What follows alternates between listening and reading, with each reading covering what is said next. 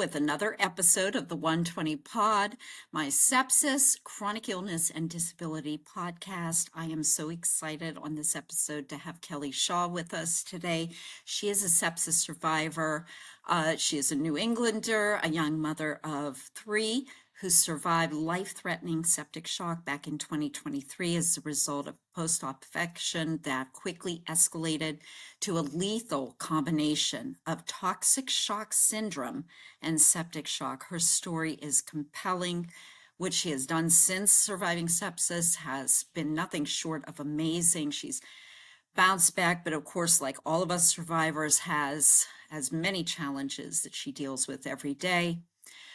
When her local hospital in New Hampshire realized that they had limited capability to save Kelli, a specialist had her placed on ECMO. She was flown to Boston. Her heart was failing, her lung collapsed, her liver was shutting down, everything. She had mere hours to live. And Kelli has faced a grueling recovery. She has problems with the nerve and paralysis in her foot as a result of, things that were done to try and save her leg and her circulation in her post-sepsis recovery in the hospital.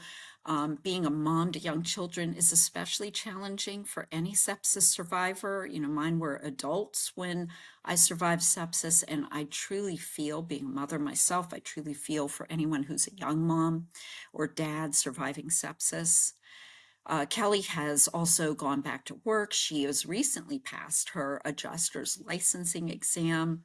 She's an amazing person. We are friends on Instagram where we first met. She's so great. And I, again, so excited to have her on here. Kelli also started Sepsis Awareness Month in New Hampshire last fall. And a lot of hospitals are now posting sepsis awareness posters because of Kelli's efforts. So once again, without further ado, let me introduce you Kelli Shaw, and we're going to get into her story of surviving sepsis. I could not wait to invite you on, and as we were talking briefly before I hit the record button, we were talking about, just it's so great to interact with other survivors. It Yeah, just really yeah, helps us not feel alone. So, absolutely. And you and I have been talking for, oh gosh, over a year now on the gram, yeah, so it's nice to have a little one-on-one FaceTime here. it really is. I mean, yeah, and Instagram is great because it's really been helping to connect a Yeah, lot of us on here. absolutely. I've met so many people either through, you or in your page or Sepsis Alliance. Um, there was a survivor that they had posted, and she was close in age. We had a similar story, and I was like, I'm gonna find her. I'm gonna reach out, and um, it's just nice to know someone else is out there that can understand what you've been through, because not everyone can. As much as my family is supportive, they don't know. They have their own struggle with it, but it's very different from my struggle with it. So, Yes. Yes, everything absolutely that you just said. yeah. And even amongst us survivors, all of our experiences are so different. And like you Hmm. just said, that you found someone around your age who had a similar story. And, myself, of course, I'm older and connect too with older people who are sepsis survivors. And we have the amputee community too, the ones Yeah. who suffered limb loss, and they kind of also coalesce within their own communities too because Yes. they of that shared experience with limb loss, which I can't even begin to imagine. So, No. but I think it is important also, yeah, we to connect with each other as a whole, and then we find all these little subgroups in between. So it's really Yeah. Yeah. Agreed. Agreed. so. Kelli, tell us, how did you wind up here? How did you wind up as a Sure. sepsis survivor? Yeah. So, I'm a mom to three kids, so my third daughter was born in October of 2021. I ended up with preeclampsia, gestational diabetes, which was not something I experienced with my first two. And I had to have an emergency C-section at 37 weeks. And so, the year to two following that, I had a lot of, just issues as women do after having multiple babies, really heavy periods and just a lot of pain down there. And we were kind of thinking maybe some scar tissue was built up. And we had tried kind of all the non-invasive routes to resolve this issue. And ultimately, myself, my doctor, and my family decided it was just going to be best to do a hysterectomy. We were done having babies. Might as well just get the goods out of there and, hopefully have some relief. And so I had that surgery the Friday before Thanksgiving in 2023. It was laparoscopic. I was home within a couple hours. The usual pain after. Um, Pain meds make me not feel very great, so I did have some Zofran, um, and I just wasn't really eating or drinking much. But again, major abdominal surgery had just been done, so I didn't think anything of it. And they send you home with the paper of like what to look out for, and I didn't have any of those symptoms. I wasn't feverish or anything like that, so night two, so this was Saturday night, I started to have a lot of diarrhea. And again, just had surgery, lots of meds going through my body. Didn't really think too much of it. I'm also lactose intolerant, so I'm like, this is, not an unusual occurrence in my life. And so I just kind of waited it out. And then Sunday we called the nurses line at my doctor's office, and they were like, listen, you haven't eaten or drank anything. You're probably really dehydrated.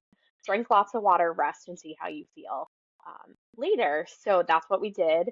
And I felt better Sunday morning. I was really tired, but again, major surgery. And it's not, I've only ever had one other surgery, which was my C-section. So I'm not familiar with what's normal after, right? So by Sunday night, I was violently sick. I mean, vomiting and diarrhea, and I had like the chills, but I kept taking my temperature and it was coming out low. And it's an old thermometer. I thought it was broken. I also thought, it's around Thanksgiving. I have three kids. We get the stomach bug every year around the holidays. I Yeah. caught a stomach bug after having surgery. What's my luck, right? And so I remember, and for some reason this part is so vivid in my memories that come back, is that I was upstairs in my master bathroom, just on the floor, feeling awful, really anxious, and I knew something was wrong. And my husband had actually fallen asleep downstairs in his office working, and I couldn't get to him. I couldn't get him on the phone. I couldn't wake him up until like 11 p.m. And I ended up crawling on my hands and knees to my oldest daughter's room, who was right next to mine. And I woke her up. I said, I need you to go down and get him. I'm really sick. And she was like, okay. She's maybe 13 at the time, 12, I think, actually, which is not something a parent wants to have to do, but I was like, I have no choice. I can't get down the stairs like this. So he came up and was like, okay, I mean, you don't feel warm, maybe you've just caught a bug. Let's get you in bed and see if you can sleep. And I was like, yeah, this is a logical, solution. And so I slept great the entire night, which I now know is like a concerning sign. And the next morning when I got up, we got the kids on the bus, and at that point I had like extreme stomach pain, still having the diarrhea. The vomiting had slowed, and so did the chills, but I just was like, this is not right. We need to go to the emergency room. So we did. And I mean, we didn't wait long. It was very quick. I was in maybe within 30 minutes, but every like 2 minutes, I was like, you have to go ask them when they're going to see me. This is not right. Something's not right. And they brought me back for triage. And when they took my blood pressure and my pulse, it was like 70 over 50. My pulse was really, really high, or maybe low. I don't even remember at this point. It was bad, bad vitals. And I just remember the nurse looking at me and saying, "Oh, honey, you're very sick." And I was in a wheelchair at that point because the pain in my stomach was so bad. Um, and I like briefly remember being told we were going back to a room. And I was in actually, I had like a button-up nightgown on that a friend had bought me so that I didn't have to have pants around my waist. And I remember her saying, we need to get this off you. And I was in so much pain. I said, just cut it off. I don't need it. I'll buy it one. I can't move. And I don't remember anything after that. So from what I've heard from, my husband, and I'm a glutton for punishment, but I like to know everything that's happened. So I've read all my notes. Um, from what happened then, I was conscious for the next, so this is probably 9 o'clock in the morning. I was conscious until about 8 o'clock p.m. I had posted on Instagram that I was back in the emergency room. I don't remember doing this. I don't remember conversations with people. And I don't know if this is like my brain blocked it out from the trauma or the sepsis was just so, so bad. Or maybe a little bit of both, but I know my lactic acid was at a 9, which is really, really high. It's really Yeah. bad. Yeah. Um, so they identified the sepsis right away, and they thought maybe they had nicked a bowel in the surgery. And so I had multiple CT scans. They were all just too inconclusive. It was like we maybe see something, but we're not sure. And so eventually I got moved up to the ICU, and that's actually when my OBGYN that performed the original surgery came in because she was like, "What is going on?" I don't really know what happened in that gap of time from like when I moved up there at noon, but the decision was made around, I don't know, maybe 7 p.m. that they needed to do an exploratory surgery. They were going to go in with a scope at first, and see what they could see because my stats just kept dropping.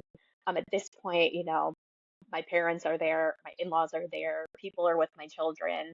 Um, but again, no one had said the word sepsis to my husband. We didn't even realize they knew that's what it was until I went back and like read my notes. And so they must have told me what was going on because I was conscious, and my dad had told me later that when they told me to say like my goodbyes to everyone before I went in for the surgery, I knew I was gonna die, and I said to my dad, "Do I need to write the kids letters because I'm not going to make it?" And my dad was like, "Absolutely not. You're going to be fine. How could you say that?" But it's like, I just knew. I mean, my body was not functioning. And even subconsciously, I was like, I don't think I'm going to survive this. And so they brought me back and they put me under anesthesia. And before they had even opened me up, I had my first cardiac arrest on the table. According to my notes, it took them 4 minutes to revive me with the paddles, which is really traumatic to hear when you're like thinking about it, right? And then they got me back. I don't know why they then proceeded to cut me open. I don't know if at this point they were like, it's a Hail Mary, we're just going to see if we can find what's going on. Um, but I ended up coding again and had my second cardiac arrest. Um, and then I'm not really sure what happened after that, but I was still open um, when I got to Boston. So I'm not sure if they just were like, we don't know what to do, or if they just didn't know there was anything left to do. So they had gone out to my husband, and my family was the only ones left in the surgical waiting room, and he heard the code and he knew. Um, and so the nurse that was leaving came back in and said to him, "I'm so sorry," and left because they were waiting for like the surgeon to come out, and I guess the head surgeon came out and was like, there, 3 to 4 hours is what we've got. There's nothing else we can do. We don't know what's causing it. We don't know what to do for her. And I don't really know when the decision was made to call someone in Boston. I don't know if someone knew someone there, but they ended up, Boston's a major city, Yeah. and we're only about 45 minutes away. So someone from Boston was called, and the surgeon that saved my life, Jerome Crawley, he came up on a med flight with a mobile ECMO machine, which I found out they've only had for the last 4 years since COVID happened. But he was like pivotal in getting it there. And I guess normally he doesn't come with the team, but because I was so critical, he decided to come. And I'm so thankful for him and his team. But he had told my husband that if any more time had passed, my numbers would have been too low, and they wouldn't have been able to put me on the machine. So mobile ECMO, for anyone listening that doesn't know, it's an artificial heart and lungs. So they put a tube in your artery in your neck, and then I had two through my groin. Um, and so basically they're pumping out the blood to clean it and try to clear the infection. Now at this point, I mean, all my organs had shut down. I think a lung collapsed.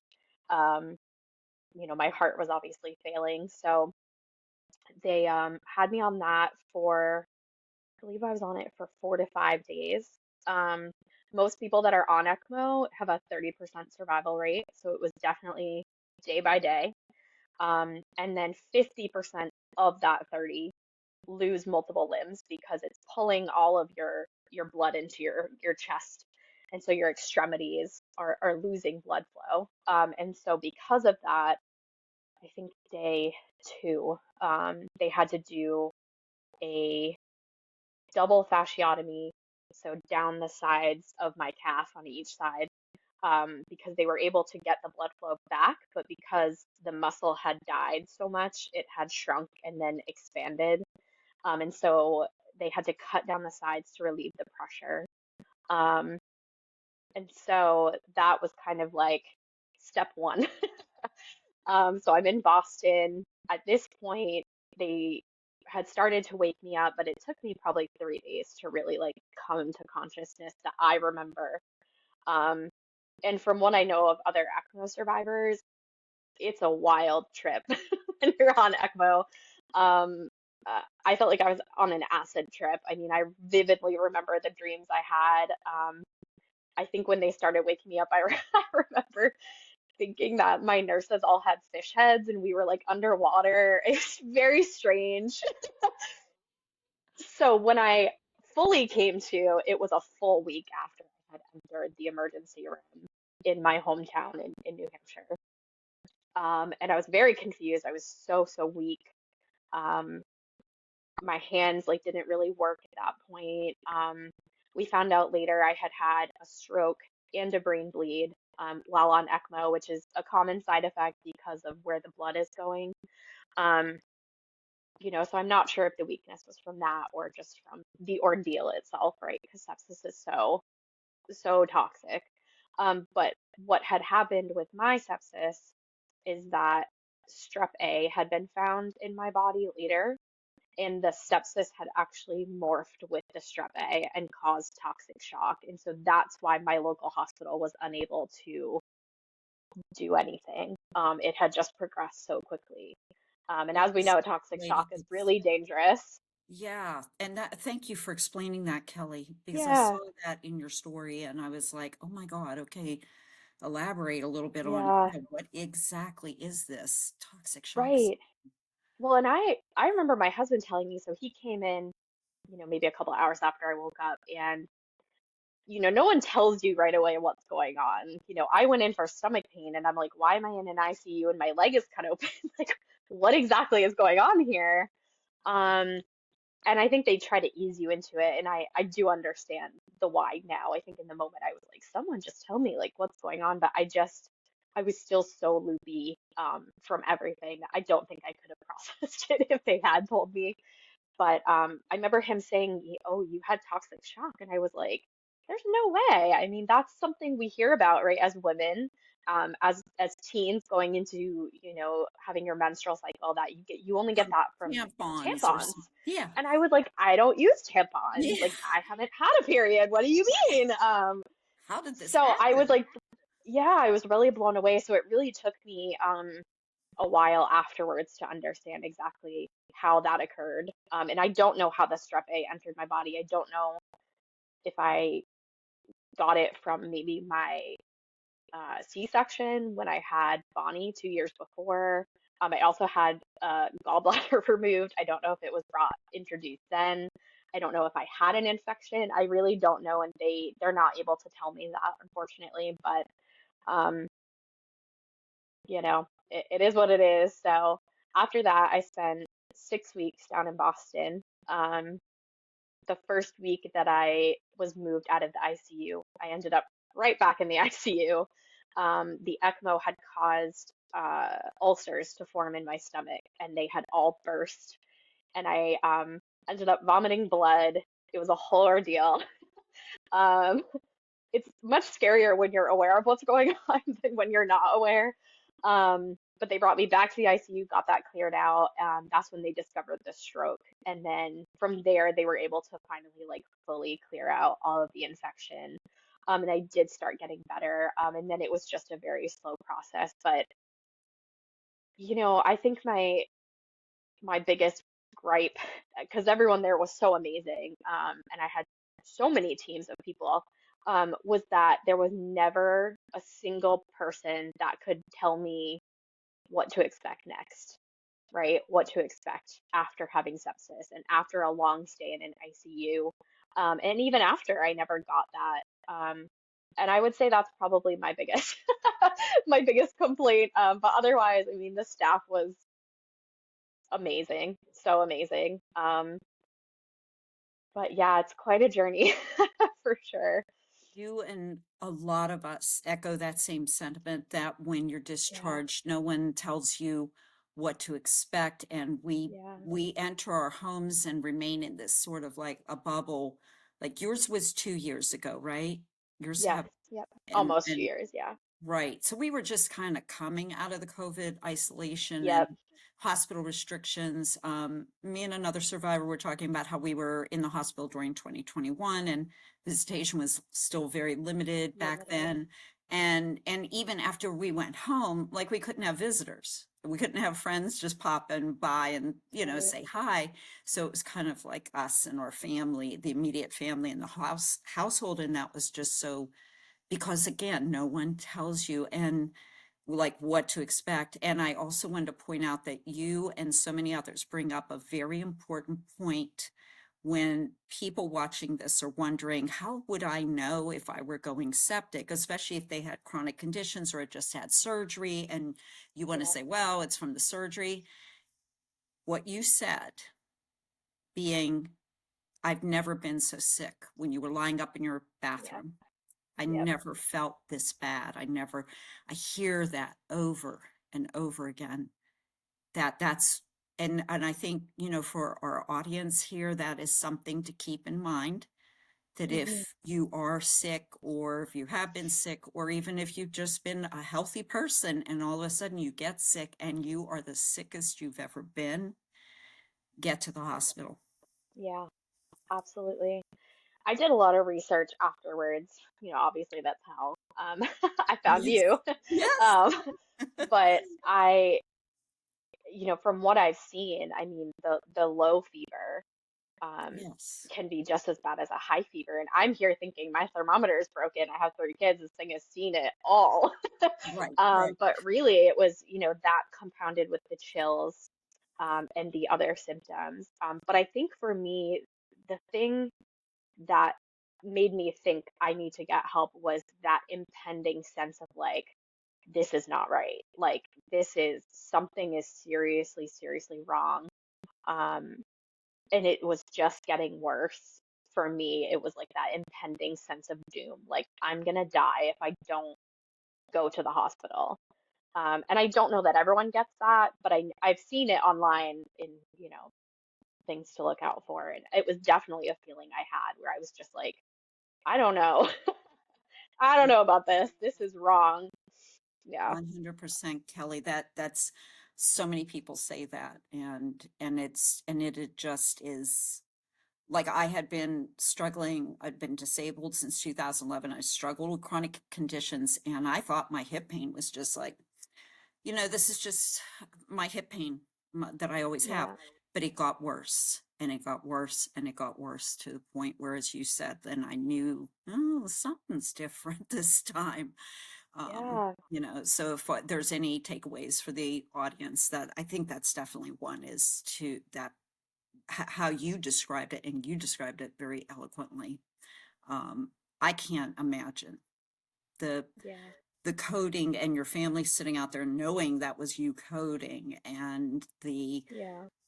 all the all the trauma and having your that was like ingenious. I think how the surgeon how they opened up your leg to Yeah.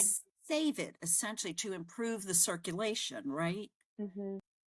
Yeah. So the circulation initially was gone. I mean, there are photos, again, because I'm nosy, but there are photos of my leg. And if you look at the color of my skin, I mean, you would think I was a corpse. It's gray. I mean, there's no warmth to my skin at all.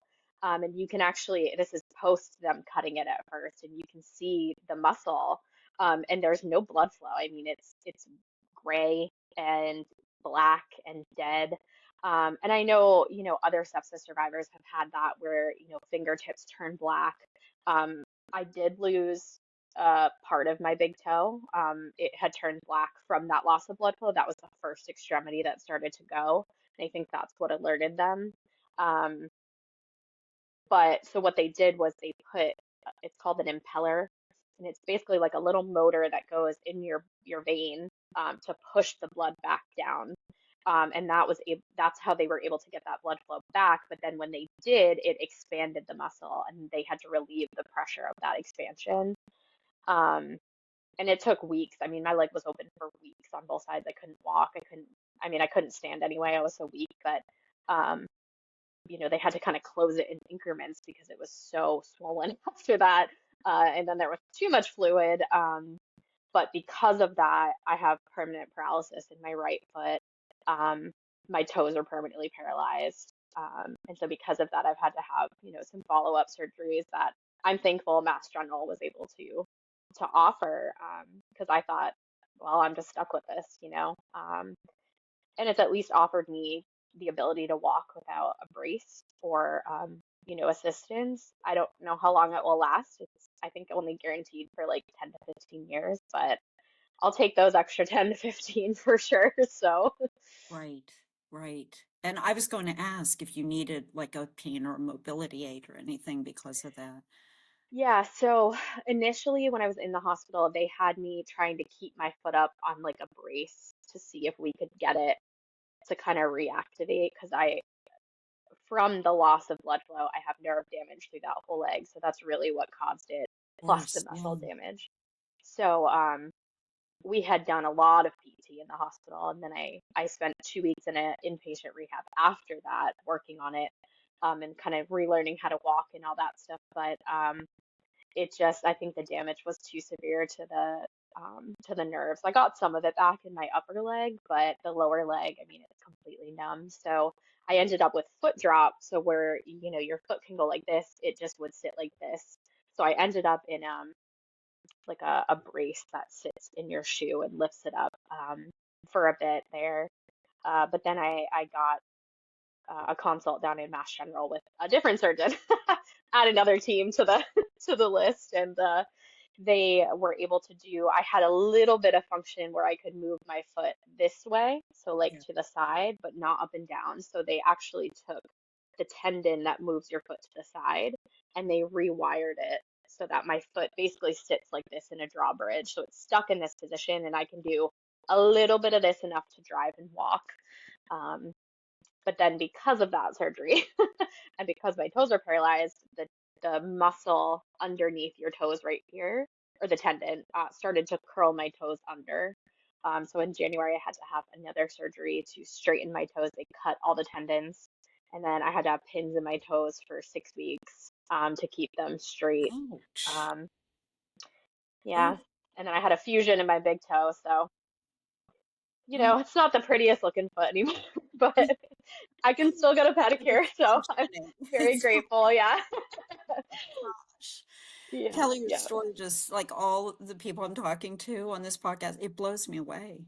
I'm a Yeah. survivor too, but it just blows me away when I see how different all of our stories are and So the different. so different, Yep. similarities. I think everybody has nightmares. I mean, we all, Yeah. yeah, but so Yep. different. And I think it's so important for our audience to hear this variety of stories because sepsis just doesn't come on like the flu or pneumonia or a cold. Right. It's different and it masquerades as all these other things that we think it Yeah. might be beforehand. Yeah. And then, you know, you had every Right. reason to think it was, related to the surgery or related to, Yeah. you know, I um, will say that is the slogan that Sepsis Australia uses, and I think the UK uses as well, is just ask, could it be sepsis? If you're yes. not sure what's going on, Mhm. because it matches so many other symptoms. Right. just say it, I Yeah. want you to test my blood for sepsis. It's a really simple test that they can do to find out, and that could potentially save your life. And I think that's such a great slogan to, when people ask me, how do I make sure? And I'm like, well, listen, I'm not a doctor, but from personal experience and from my own research after, this is what I would recommend. Look for this and ask if you're not sure. Because when I called my doctor the first time, it was you're dehydrated. And then the second time, it was you're dehydrated. Go to the emergency room and get fluids. And if I hadn't done that, I mean, I probably would have stayed home. I probably honestly would have been like, they told me it's just fluids I need, so I'm just gonna drink some water. And I wouldn't have survived. So Right. Right. yeah, Yeah. And timing is so essential. And yeah. what you said, just ask. I know Sepsis Alliance, I believe, says it too. Just ask. Do they? Okay. Can it, yeah, yeah, can it be sepsis? And if they say no, we don't think so. Well, what did you do to rule it out? And as you Yeah, said, do a blood test, do a blood draw, see if your yeah, white blood cells are elevated, which indicates, or any of your infection markers, neutrophils, whatever, are yeah. off. Your lactic Waiting for acid. Yep. lactic acid. Is your lactic Hmm. acid higher?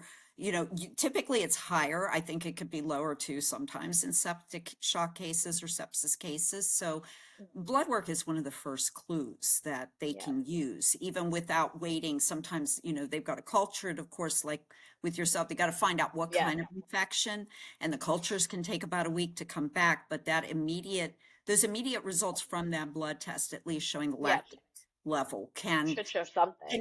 it's something that all hospitals have. I think you and I were lucky we live close to major hospitals and Yep, trauma centers, but what about that person in Nebraska or in Kansas where there's just small, maybe they live near just a small local community hospital. So yep, even those hospitals have access to the blood tests that can show what a lactic level is, and that could be very helpful. So yep. but your story again, like I said, I'm sitting here, I'm trying to digest everything that It's happened to okay. you. And it's like, It's a wow. lot. But then you came home, and as you said, there's no instruction manual. Yeah. Maybe I should, as a writer, I keep thinking of it more and more. Maybe, remember those books that said what to expect when you're Yeah. expecting? Yeah. Maybe I need to write a book that says what to expect after sepsis. Yes. I would 100% support that And just say, book. these are the wide myriad of wonderful times you're going to have. Yeah, Yes. JK, once you get home. But yeah, what Right, happened right. once you hit home? So I ended up with post-sepsis syndrome, and I think what shocked me, I think partially because I spent so much time in the hospital after this happened, 6 weeks and then an additional 2 at rehab. It had started while I was in the hospital, so that initial not interested in anything, can't eat anything. I lost, I think, like 38 pounds in the hospital, and that was almost all muscle. I think some of that was from being so sick, but some of it I just could not eat. Everything tasted gross. I had no interest. I remember I would just like lay in my bed. It was around Christmas time. I think I watched Home Alone 1, 2, and 3 over and over and over because that's what was on the cable TV in the hospital, and I was just too uninterested and tired to do anything else when people weren't in the room. But for me, I want to say maybe 3.5 weeks in, my whole body started peeling. I had lost like maybe 2 layers of skin. It was very weird. And I didn't know at the time that that could be a sign of post-sepsis syndrome. That is a possibility after sepsis. Um, and my dad had said something. He had a friend whose, I think, granddaughter maybe had sepsis, and he's like, "Oh, that happened to her." And I was like, "That's weird, but I wonder why." I don't know. It's probably because I'm so sick. And then I really didn't have, any other symptoms until, maybe 3 months after. I mean, besides the mental health, the anxiety and the depression, there's a lot that you've just gone through and you have no idea what your new normal is going to look like. Um, but the big one for me was 3 to 4 months after I got out of rehab, I started losing all my hair. That's actually why it's so short now. I was going to ask, did you lose your hair? Yeah, Yeah, I because did. I've So been I had afraid. really, really thick, long hair. And it started coming out, and someone was like, that happens after an infection. It's kind of like postpartum hair loss, but it'll stop after a couple weeks. And I'm like, okay. And I have thick hair, so I'm like, I could learn, live with losing a little bit. It's fine. But it just kept getting worse. And, not to compare myself, but it got to the point where I felt like I was a cancer patient. I mean, I was in the shower losing, I mean, chunks and chunks, and I could see bald It's spots. just And I was like, sitting on the what is, drain. yes. Yeah. And I'm like, what is, I couldn't like touch it. And then it became very brittle. So I ended up chopping it pretty short. Hmm. And that actually didn't help at all. Yeah. And so I started doing some research, and I did find that, post-sepsis syndrome can cause that. But I think mine actually took it a step further because of the ECMO. I guess ECMO can also add on to that as well. And I lost, I want to say 85% of my hair. And so I'm a person, I worked in the beauty industry at the time, and not that vanity is my thing, but my hair meant a lot to me. It was something I enjoyed styling and doing. And I was like, I can't live under a hat all day, every day, amongst everything else going on. And so I went to my hairdressers and I said, cut it off. And we cut it this short. And I used a root touch-up powder to fill in all the bald spots to the best of my ability. Yeah. And I went along with my life because I was like, you know what? I'm hoping it'll grow back. But everyone I talked to said it's going to take 8 to 9 months for it to really stop doing what it's doing. And it did. I'm 4 years out and my hair, I will tell you this, encouraging news. So it came back thicker for me, even like I Yeah. had thick hair like you before, lost Hmm. all than what was, well, lost about 50% of it. And it kind of broke off like it looked like I had a bowl cut. Like, it Okay. broke off here. Just what we want. Yeah, and the rest was gray and wiry. And so I did the same thing you did. I went to a beauty salon and said, just cut it short, real short, and Yeah. start over. And 4 years in the salon, this my stylist is finally saying, it's your hair's in really, really good shape. It's wonderful. So Yeah. hang in there because Yeah, it it's definitely getting there. I mean, it's slicked back today, but it's yeah. definitely, I mean, it's nice and Oh, thick. So yeah. it's coming back in. It Whoa. came in all, I'm a blonde naturally, and it came in all gray. And I was like, listen, I am 33. No, No. I'm coloring it. I'm not gonna bleach I it because it, love the it needs a color. break, but I love thank it. you. Thank you. I I enjoy love it. But yeah, yeah, it was a little, it actually came back curly at first, and I was like, mine too. oh, all Yeah, right. But then it it was straightened again, and I was curly. like, darn it. Mine was curly. And I was like, Yeah. I don't mind this, but you poor thing. I mean, because you are so young, your hair It's just okay. went, oh my God, my body tried to kill me. I'm just going to turn gray now. Yeah, my hair was like, bye. It's like, peace out, I'm Yeah, gone. it's fine. I rocked it for the summer after, but then once fall came and it started growing out, I was like, no, I can't, I can't do it. Yeah. Oh my But gosh. Well, you, of all the things, it was like, I don't know why that hit me the hardest. I was like, my foot is paralyzed. I can't walk. I can't go back to work yet. But the hair is really what did me in. That, and I started losing toenails on my paralyzed foot. And then, oh, the breakdown I had when my big toenail came off, I was like bawling. I'm like, you have to help my husband. He's like, it's a toenail, like of all the things. And I was like, it's the last straw. Like, I can't. absolutely is the Yes, last. that and when they sealed up my stomach, because they didn't do that until they got me back down to Boston, they stitched right through my belly button, and I was like, I don't have a Oh, belly you button don't have a either. belly button either. I don't My have a belly belly button, button. Welcome. We'll start a club. the no belly button club. My husband's like, of all the scars and the wounds you came home with, like this is what's gonna bother you. And I was like, it just feels weird not having a belly button, right? Like it's so Husbands don't get strange. it. They don't get it. No. I'm But like, oh my God. So you're home and you're dealing with all this physical and all this, aesthetic looks. I mean, yeah. we're not vain, but it's sort of like you almost died. a couple of Yeah. times, as you did, a couple of times, and you come back and it's like, can I please have just one thing? Can I have my hair? Can I Keep have my a color, hair. please? I mean, Yeah. it means something. And like, did you get any help or support, like physicians, nurses? Did anyone like say, hey, maybe, you're suffering this PTSD and all that, it's probably related to the sepsis? Like, did anyone have any Um, help for you? I mean, maybe. Yeah. I've been in therapy my whole adult life. Shout out to Donna, she's the best. But as soon as I got to rehab, they were trying, I think rehab is when my mental health really tanked because I moved, I think the day before Christmas Eve. And at this point, I hadn't seen my youngest child the entire time I've been at the hospital. I'd only seen my oldest two twice.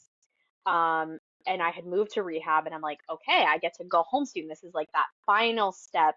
And it just felt so insurmountable that it was like, I don't know when I can leave here. It would go in 2 week increments, right? We'll check in every 2 weeks and see where your status is and decide if you can go home at the end of this 2 weeks. And then And we'll this do was another over 2 weeks. Christmas? You were in This rehab over was Christmas. Yep. So I was in Oh, rehab during Christmas. I got to see Bonnie, my youngest, for the first time after 6 weeks, on Christmas Eve, and that was tough. I still get emotional watching the video of her like coming in. She was 2 at the time. I mean, she was so little. She had just turned 2 when this happened.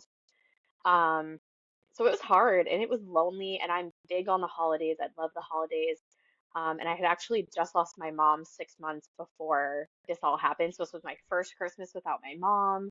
And it really tanked at that point. And all the nurses were like, we're gonna have the psychiatrist come in and talk to you. And I'm like, listen, I'm not crazy. I've just been through the craziest in my life. Like I just thank died you. and I'm Yeah, stuck here for the holidays. yeah. I'm not gonna hurt myself. I need someone to tell me that everything's gonna be okay. And as much as they were saying, "Oh, you're gonna get better, you're gonna get better," I needed someone to be like, "Get it together. This is not gonna be forever." And I had a nurse that did that. She kind of came in, and I was bawling. I had to have wounds changed that were really, really painful, and I was really struggling, and I was just mad. I was mad at everything, and she was like, "Listen to me. You're gonna be okay. You're gonna get out of here.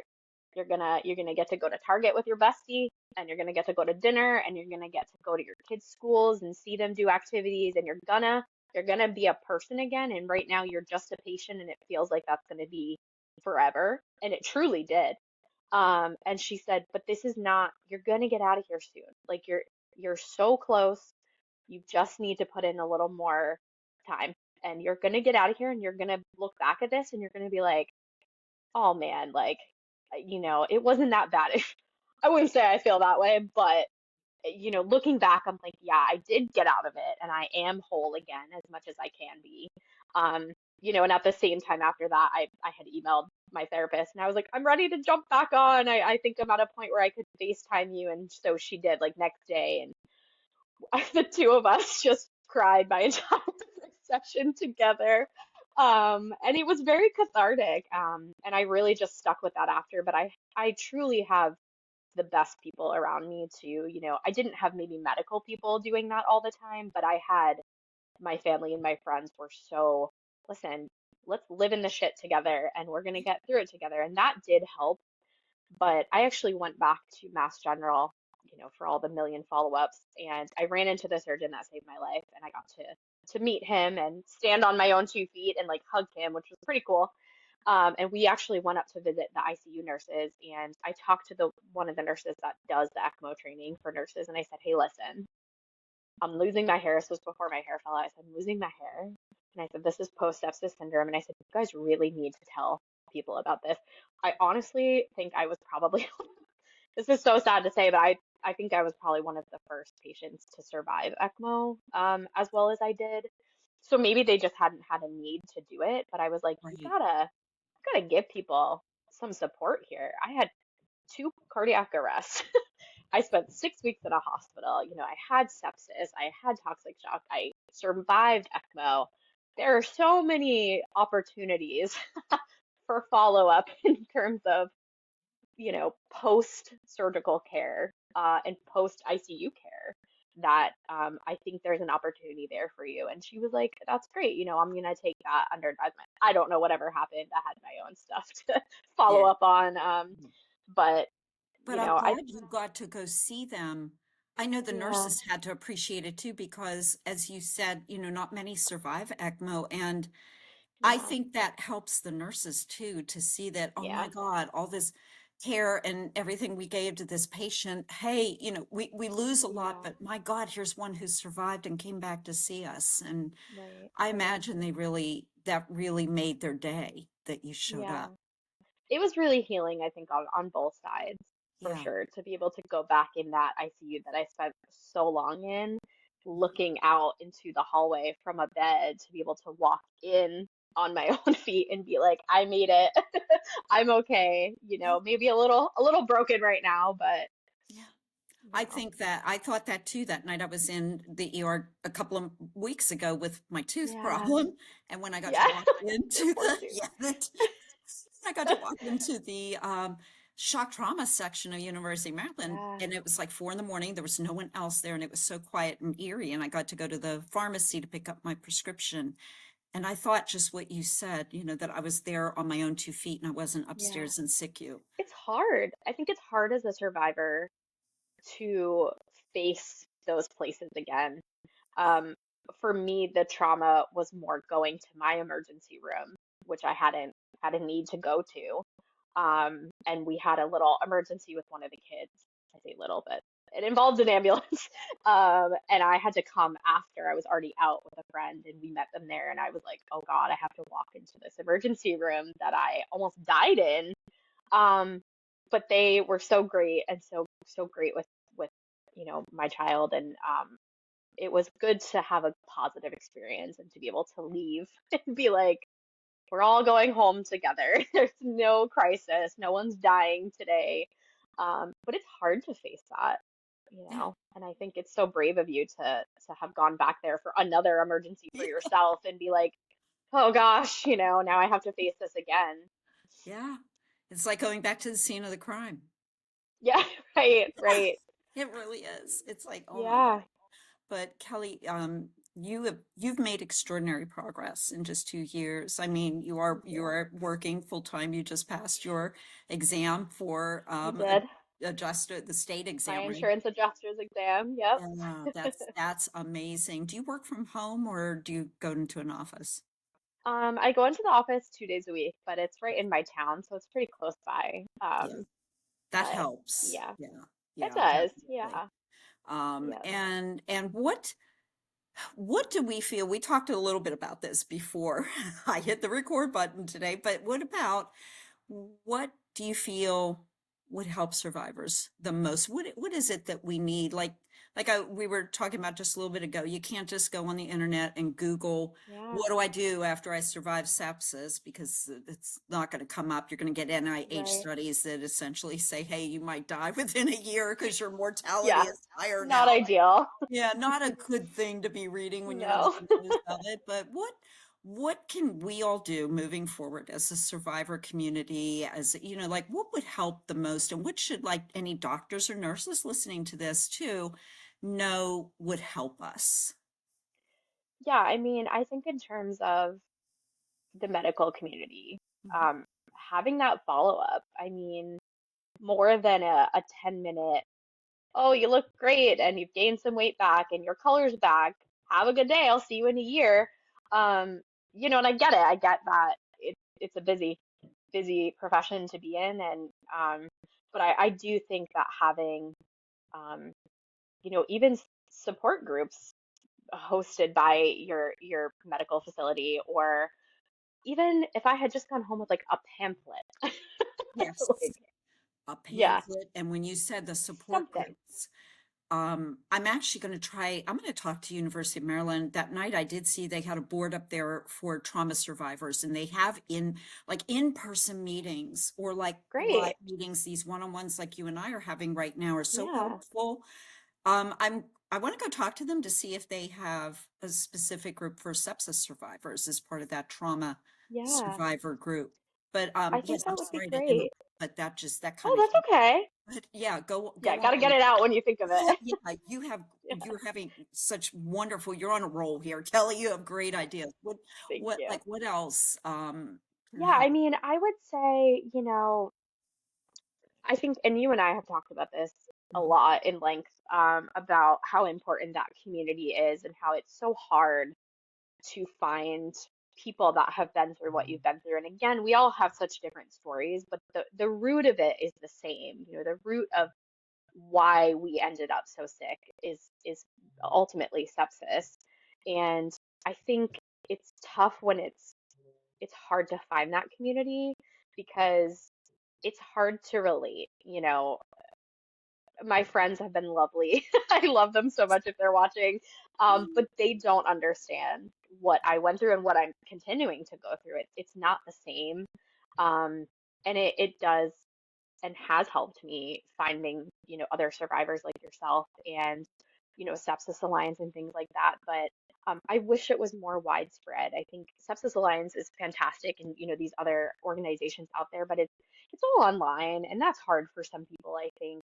Right, And like you and I were saying right. before this, we like that face-to-face, Yes. conversation to be like, here's what I've gone through and here's what you've gone through and how can we support each other? I think is huge. And I think we all know mental health services in this country are not Oh, supported, none but to I think none that at would be best.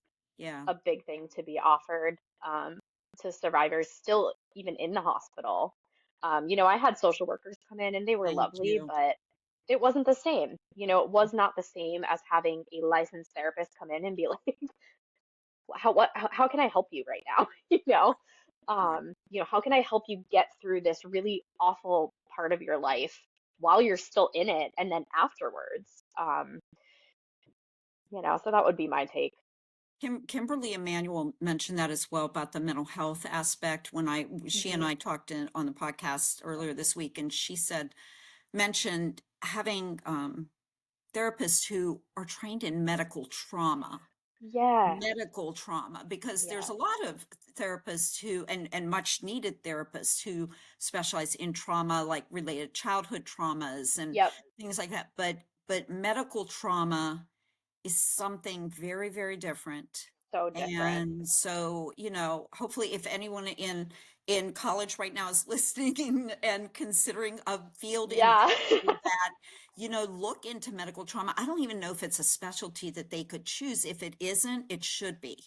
It yeah. really, really should be, because I think, I will say, now that you mentioned that, the great thing about my personal therapist, and obviously I yeah. can't share her with everyone, Yeah. but she has a medical background, and that I Oh, do think has helped me in my process because she's like, I understand your health anxiety and your anxiety about going to these next appointments and these other surgeries, and she understands a lot of the detail of what I experienced, and that really did truly help. So I absolutely think you're on the right track with that yeah. thought there Yeah, for yeah, sure. definitely. We need therapists who specialize in medical trauma. In-person meetings would be great. I know a lot of sepsis survivors also feel like shut in. So sometimes if your only Hmm. interactions are online, that can make it feel like if we had little local outposts of Yeah.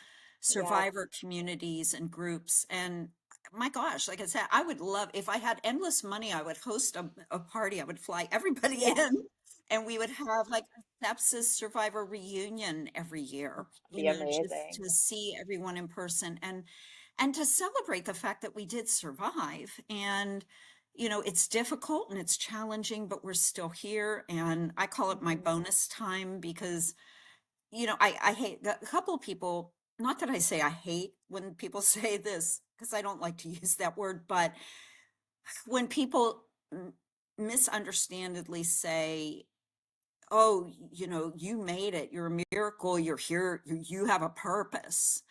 And it Hmm. kind of troubles me because we know that there's 300,000 adults and 6,800 kids every year who don't survive this. Yeah. They don't Yeah. make it, and their Right. families are at a loss. And I can't feel like, oh, I'm special. I had a purpose, so I'm still Yeah. here.